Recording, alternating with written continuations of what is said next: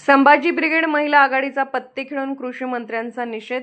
अधिवेशनाच्या दरम्यान महाराष्ट्राचे कृषी मंत्री माणिकराव कोकाटे हे राज्याच्या विधानसभेत ऑनलाईन रमी खेळताना आढळून आल्याने व त्याचा जाब राष्ट्रवादीचे प्रदेश अध्यक्ष खासदार सुनील तटकरे यांना विचारण्यासाठी गेलेल्या छावा संघटनेचे अध्यक्ष विलास घाडगे पाटील यांना राष्ट्रवादी युवक काँग्रेस अजितदादा गटचे प्रदेश अध्यक्ष सूरज चव्हाण यांनी केलेली मारहाण याच्या निषेधार्थ संभाजी ब्रिगेड सोलापूर महिला आघाडीच्या वतीने पत्ते खेळून महाराष्ट्राचे उपमुख्यमंत्री अजित पवार, खासदार सुनील तटकरे, कृषी मंत्री माणिकराव कोकाटे व राष्ट्रवादीचा गुंड सूरज चव्हाण याचा जाहीर निषेध महिलांनी केला।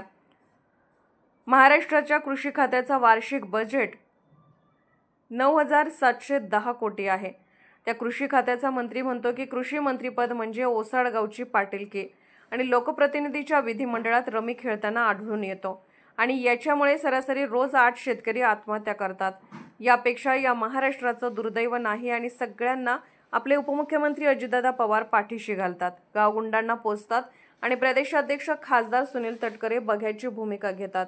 हे सगळे आपल्या पुरोगामी महाराष्ट्राला घातक आहे म्हणून महाराष्ट्राचे उपमुख्यमंत्री अजितदादा, कृषी मंत्री माणिकराव कोकाटे, राष्ट्रवादीचे प्रदेश अध्यक्ष सुनील तटकरे व गावगुंड सूरज चव्हाण यांचा पत्ते खेळून संभाजी ब्रिगेड महिला आघाडीच्या वतीने जाहीर निषेध व गुंड सूरज चव्हाण याच्यावर कायदेशीर कडक कारवाई व्हावी व त्याला पोलिसांनी लवकरात लवकर अटक करावी ही मागणी केली गेली।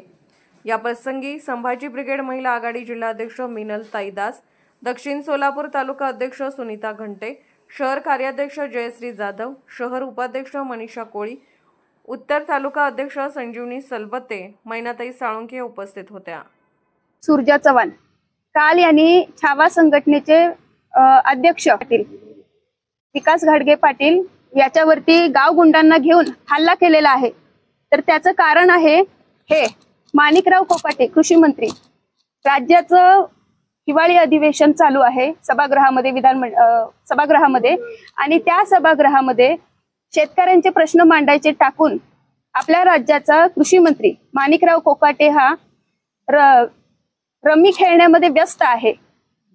या महाराष्ट्राची इतकी वाईट दुर्दशा झालेली आहे आणि खास करून शेतकऱ्याची मार्च आणि एप्रिल महिन्यामध्ये जर सरासरी काढली तर जवळपास 4,779 शेतकऱ्यांनी आत्महत्या केलेली आहे आणि रोजचा जर सरासरी रेट काढला तर 8 शेतकऱ्यांनी आत्महत्या केलेल्या आहेत आणि 9,710 कोटी इतकं बजेट कृषी खात्याला दिलेलं आहे, महाराष्ट्राच्या कृषी खात्याला। तर हा माणिक कोकाटे जो म्हणतोय तो ओसाड गावचा पाटील अशी कृषी मंत्र्याची अवस्था आहे असं म्हणतोय। तर एवढं बजेट असताना सुद्धा हा म्हणतोय की मी ओसाड गावचा पाटील आहे। मग हा असा बेफिकीर कृषी मंत्री जर आपल्या महाराष्ट्राला लाभलेला असेल, जो अधिवेशनामध्ये विधिमंडळामध्ये बसून सभागृहात बसून ऑनलाईन रमी जर खेळत असेल तर काय उपयोग आहे अशा कृषी मंत्र्याचा। आम्ही महिला भगिनी, आम्ही लाडक्या बहिणी आवाहन देतो की ए माणिकराव कोकाटे तू ये इथे आणि आमच्या सोबत तू रमी खेळ, भले ती ऑनलाईन असू दे नाहीतर ऑफलाईन असू दे। तू तिथं बसून ऑनलाईन खेळतोस तर इथं बसून आमच्या सोबत ऑफलाईन खेळ, बघू आपण कोण जिंकतंय ह्याच्यामध्ये, आपण बघू, आम्ही सुद्धा बघायला बसलेले आहेत। आज राज्याची इतकी वाईट अवस्था आहे। मागच्या आठवड्यात बघितलंय आपण संभाजी ब्रिगेडच्या सुद्धा एका प्रदेशाध्यक्षांवरती शाई फेकलेली आहे। परवा पण ज्यावेळेस युवक छावा संघटनेचे जे अध्यक्ष आहेत त्यांनी ह्या असल्या माणिकराव कोकाटे जो बेफिकीर हलगर्जी कृषी मंत्री जो आहे त्याचा राजीनामा घ्या म्हणून निवेदन द्यायला प्रदेशाध्यक्ष सुनील तटकरेंकडे गेले होते। पत्ते दाखवून त्यांनी निदर्शन केलं होतं लोकशाहीमध्ये अधिकार दिलेला आहे आपली बाजू मांडण्याचा, भांडण्याचा। तर असं केलेलं असताना हा जो सूरज चव्हाण आहे राष्ट्रवादी युवक काँग्रेसचा अध्यक्ष, त्यांनी त्याच्या सोबतच्या गावगुंडांना घेऊन छावा संघटनेचे अध्यक्ष जे आहेत त्यांना मारहाण केलेली, इतकी जबर मारहाण केलेली, त्यांचा चेहरा पूर्ण सुजलेला आहे, डोळे सुद्धा काळे निळे झालेले आहेत। त्यांच्या एका गुंडांनी तर खुर्ची उचललेली होती त्यांच्या डोक्यात घालण्यासाठी। म्हणजे ही कसली गावगर्दी, हे कसली गुंडागिरी आहे। जो कोणी प्रश्न विचारेल, आवाज उठवेल तर अशांचे आवाज दाबण्याचं काम या महाराष्ट्राच्या सरकारकडनं सुरू आहे। आणि अजितदादा तर गुंडांचा दादा म्हणायला हरकत नाहीये, कारण आपण मागचं वर्ष झालं बघत आहोत मसाजोगचे सरपंच संतोष भैया देशमुख यांची हत्या करण्यात आली। त्यातला जो मेन दोषी होता तो वाल्मिक कराड हा अजितदादा गटाचाच होता। मागच्या महिना 2 महिन्याखाली पुण्यामध्ये वैष्णवी हागवणे आत्महत्या प्रकरण झालं, त्यामध्ये तिला त्रास देणारा तिचा सासरा जो होता तो देखील अजित पवार गटाचाच एक कार्यकर्ता होता।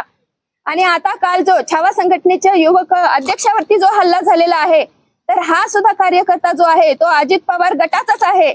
यांना राज्य सांभाळण्यासाठी खुर्च्या दिलेल्या आहेत आणि हे जे राज्यकर्ते आहेत हे जर असे गाव गुंडांना पोसत असतील तर जनतेने प्रश्न मांडायचे कुणापुढे? म्हणजे आवाज करायला गेलं की त्या ठिकाणी मार द्यायचा, निवेदन द्यायला गेलं की निवेदनाचं उत्तर हे लाठी काठी बुक्क्या, ह्याच्यामधनं जर उत्तर मिळत असेल तर अशा मंत्र्यांना खुर्चीवर बसवण्यात अर्थ काय?